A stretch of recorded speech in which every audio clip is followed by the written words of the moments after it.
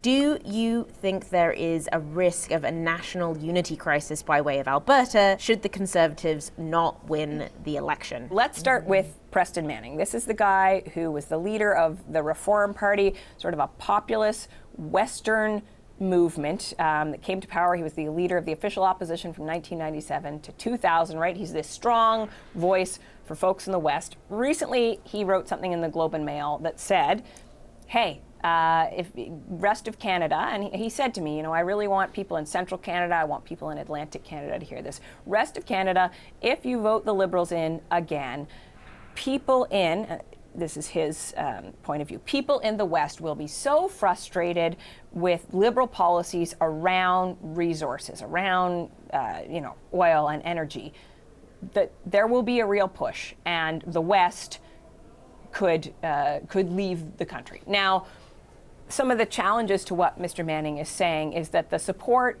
first of all, talking about the West is kind of a complicated thing. There's certainly folks in downtown Vancouver who would say, I'm sorry, are you talking about me? I don't hear myself in this. The support is strongest in Alberta. There is certainly not insignificant support in Saskatchewan. And which parts of BC you're talking about, that is perhaps a bit complex.